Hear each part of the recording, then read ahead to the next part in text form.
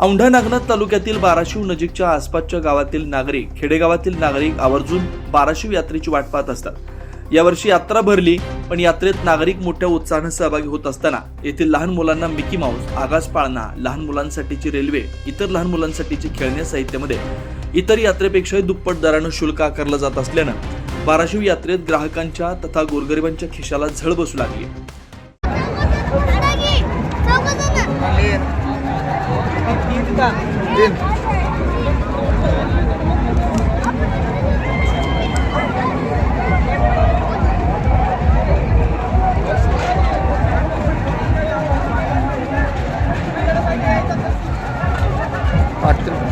₹80 एकाला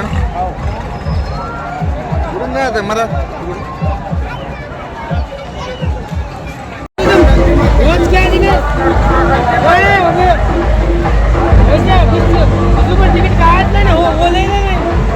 किती म्हणाले? 30 रुपये तिकीट, 30 रुपये। अरे वा, कहाँ तिकीट 30 रुपये? कोई मेरा नहीं। बच्चे झुलाया, प्रेम से झुलाया, पैसा देने के टाइम नखरा कर रहा है। वहाँ पैसे ले उसने 30 रुपये टिकट का। वही तो बोल रहा हूँ, पैसा दो ना। 20 रुपये तो बोलो। 30 रुपये कितने वाले चार की? कितने वाले? कितने बच्चे बैठे हैं तुम्हारा? चार। हाँ बेटो, कितने वाले? अरे तुम बताओ कितने हो रहे हैं?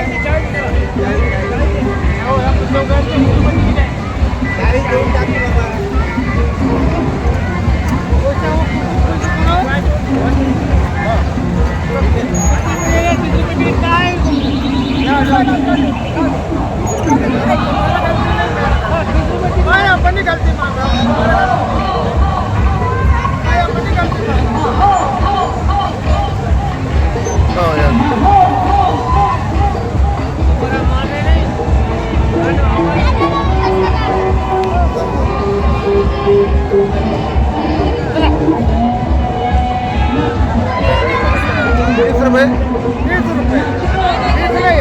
पहले कितना था? पहले नहीं 20 नहीं है, 30 है।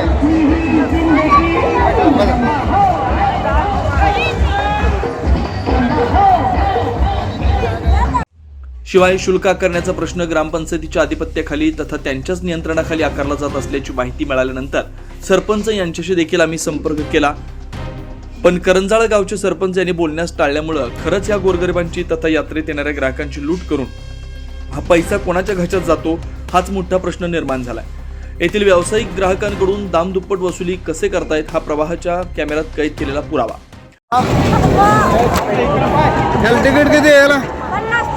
50 बारक्याला एवढा छोट्याला का? 3 वर्षाच्या पोराला बी 50 रुपये रेल्वेमध्ये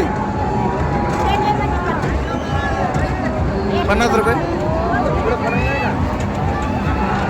याला बी 50 रुपये का? लय तिकीट झालं की हो?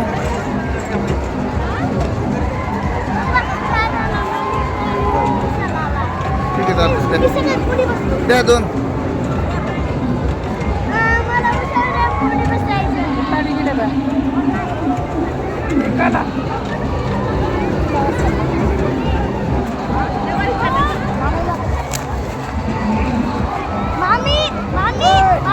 हाँ 100 रुपये 2 तिकीट, 100 रुपये 2 आले का तिकीट? बरं 100 रुपये 2 तिकीट। करंजाळ ग्रामपंचायत तथा यात्रा कमिटी तथा संस्थांच्या यात्रेवर खरंच नियंत्रण नाही का असा सवाल उपस्थित केला जातोय। बाराशिव यात्रा ही सर्व परिचित असताना यात्रेच्या नावाखाली वसुलीचा धंदा जोरात सुरू असल्यानं हा पैसा नेमका कुणाच्या घशात जातो हाच मोठा प्रश्न आहे। इथे येणाऱ्या ग्राहकांकडून तथा व्यापाऱ्यांकडून होत असलेली वसुली नेमकी कोणाच्या घशात जाते असा सवाल उपस्थित होतोय। त्याचबरोबर लहान मुलांसाठी खेळण्यासाठीच इथं उपलब्ध असलेल्या रेल्वे, लहान मुलांसाठी असलेले मिकी माऊस तथा इतर साहित्य यातून दुप्पट वसुली केली जात असल्यानं हा पैसा जातो तरी कुठं? दुसरीकडे 20 रुपये तिकीट असताना इथं 40 रुपये शुल्क आकारत वसुलीचा धंदा करण्यासाठी कसे पाडलं जातं ते पण पहा। 20 रुपये नाही, मी 100 दिले ना। हो एकाला के 40 रुपये तिकीट म्हणलं लय झालं की? 40 रुपये तिकीट म्हणलं लय झालं। आमच्याकडे काही नाही, आम्हाला जसं सांगितलं तसं। कोण सांगितलं तुम्हाला? आम्ही काम करणारे माणसं, ते जायचं त्यानं ते कोण जागा का? हां जागा मालकानं सांगितलं. हं? आम्हाला काय आम्ही रोजदार माणसं जागा मालकानं काय सांगितलं? 40 रुपये घ्या. तर आम्ही कशाला म्हणाले हे करा. बरोबर. 10 रुपये राहिले तुमच्याकडून. उद्या ते 20 म्हणले तरी लावू. आमचं काय झाले, आम्ही रोजदारी माणसं. तुम्हाला 20 रुपये परवडते ना आता. वाईल दुसऱ्या जत्रामध्ये 20 रुपये. जागेचं असेल ना भाडं जास्त घेतलेलं, असं काय असेल. हां तिकीट आणलं का? तिकीट आणलं. 10 चिल्लर. चल जा.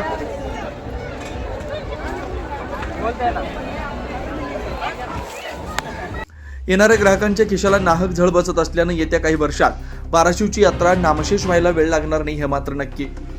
म्हणूनच म्हणतोय, अहो वसुली थांबवा, गोरगरिबांच्या खिशाला झळ बसू देऊ नका, यात्रा वाढवा आणि यात्रेचं पुन्हा नावलौकिक करा, एवढंच. उमेश चक्कर, प्रभाळ नेटवर्क, हिंगोली.